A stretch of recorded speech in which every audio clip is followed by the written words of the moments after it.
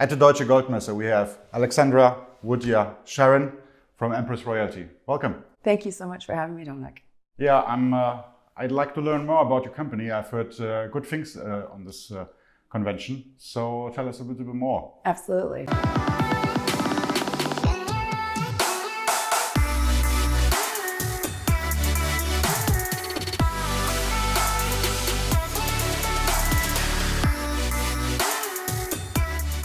So we are a royalty and streaming creation company.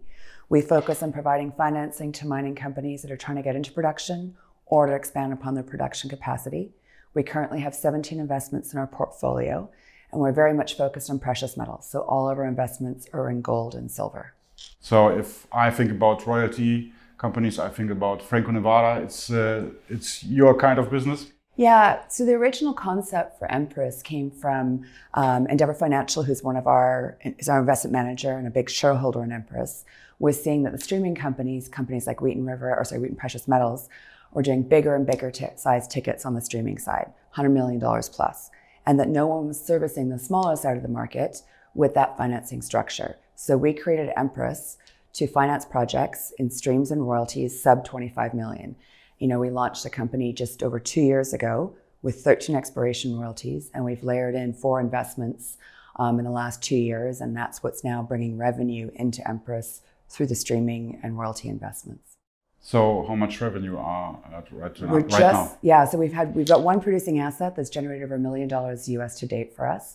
We've had 2 development stage assets that are just now getting into production.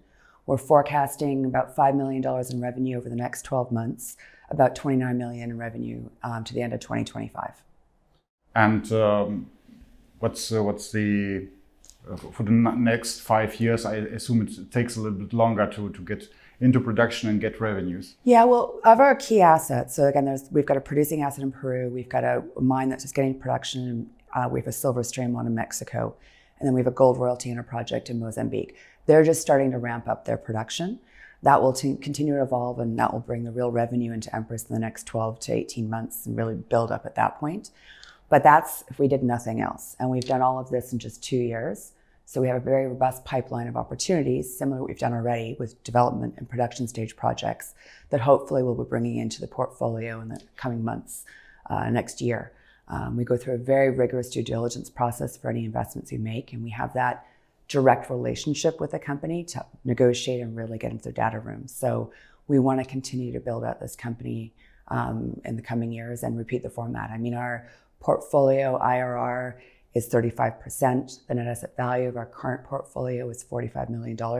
We're only trading at 30. So we really are, coming to conferences like this and waiting for these near-term catalysts to start bringing the revenue and demonstrating our business model and then build from there.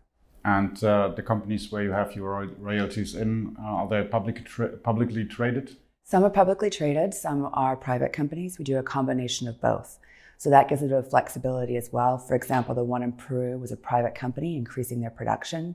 We provided them with $10 million to do so, and we get 4.5% of their gold. The one that's in Mexico, we get 100% of their silver that's just getting into production. That's a public company. So it's a variable where we're seeing opportunities. And we're also in different jurisdictions. Again, we're in Peru, Mexico, Mozambique. We're going into countries we've been before through our experience at Endeavor. I'm ex-Endeavor Financial. I was director of structured finance there for 10 years. So, we're using and leveraging off our relationships to source deals. And, Endeavor's run for 30 years, as well as our experience in some of these jurisdictions. We're able to get great returns.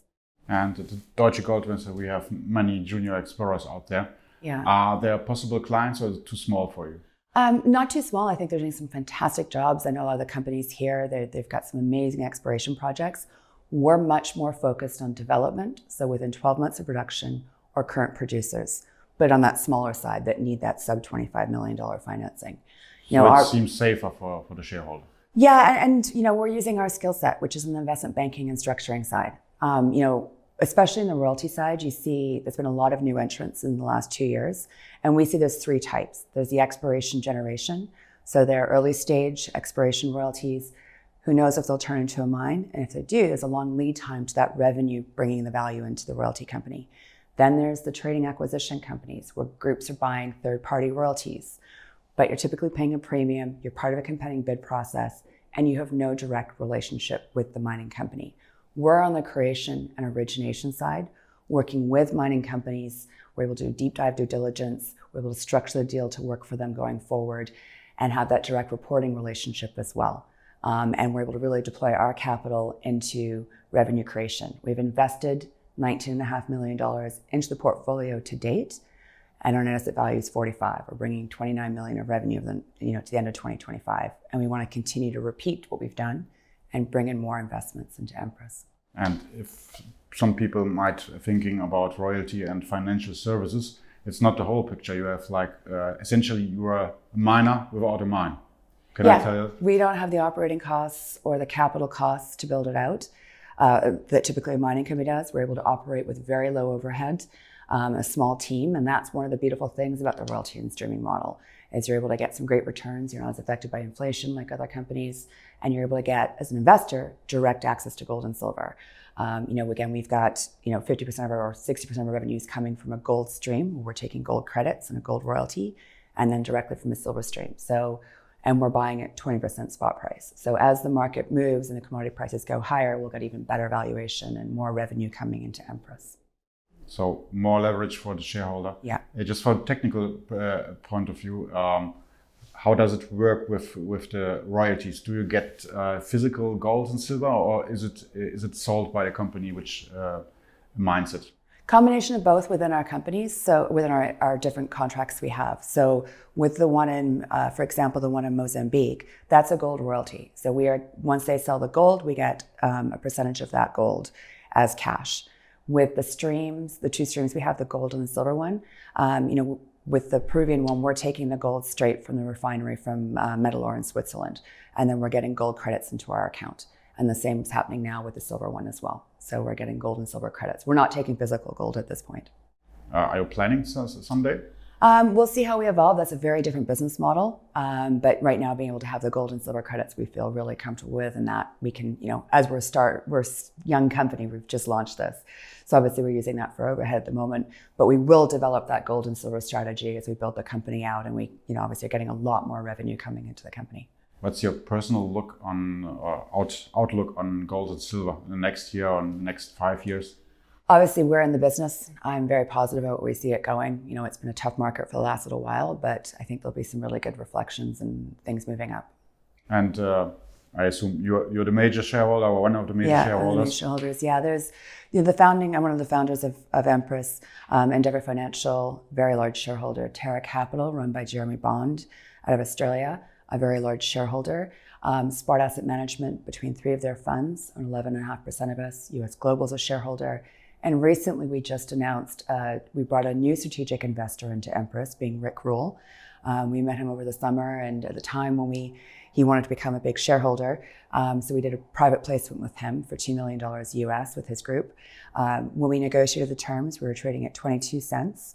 He agreed to do above market premium at 30 cents, which we've just closed now. So having Rick on board as a shareholder has been fantastic. He obviously has been in the industry for a long time and really understands our business model and will help us accelerate our growth to phase 2 rapid growth. So you have all the blessings from the big ones out there.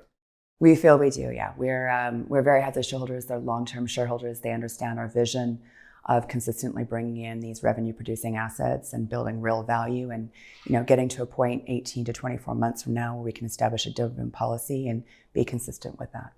And yourself, have you bought more shares in the last year? I have my original shares that have come into it, but we've put everything we have into this company and building it out over the last 2 years. Okay, have we forgotten anything?